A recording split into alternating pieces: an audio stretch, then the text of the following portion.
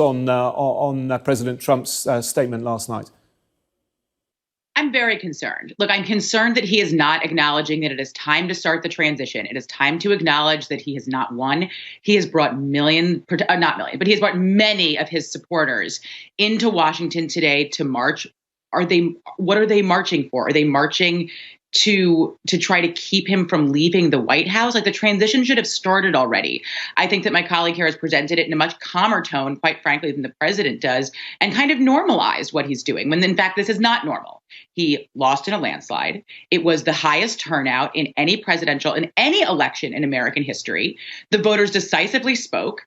They spoke by the Electoral College. They spoke by popular vote to say they do not want him to be the president. And unfortunately, what's happening now is that he is perpetuating his undemocratic behavior. He is tossing aside evidence that his claims are baseless.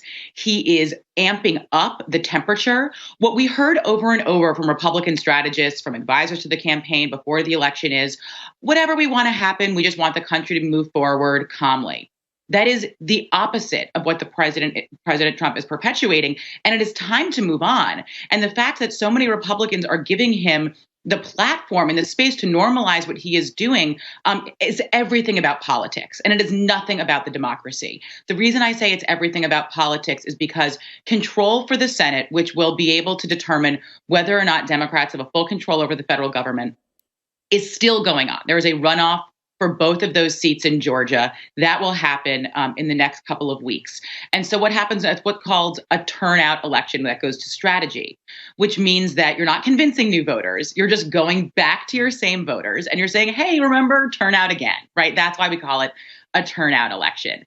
And so Republicans are very scared of alienating any of Trump's diehard supporters. It is very scary how we live in a totally bifurcated media society where there are now different realities. The realities for not all, but a lot of Trump voters is that he won. And by the way, that is perpetuated by the president himself when he uses the terms legal votes versus not legal votes.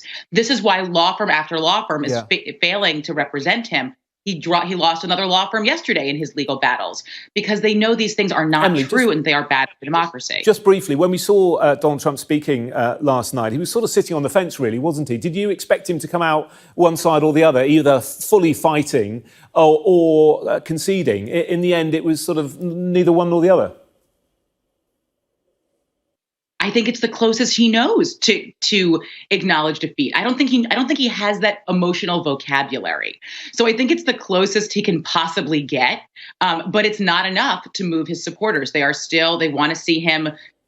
I don't know what fighting looks like. I don't know if it's dragged out of the White House by the military. Like, I don't know how this ends, but the fact that they're playing to politics to try to turn out their voters in the Georgia election. And by the way, I'm not like whispering that's been spoken out loud by Democratic leaders, I think is very scary. I think they're playing politics with the strength of the democracy.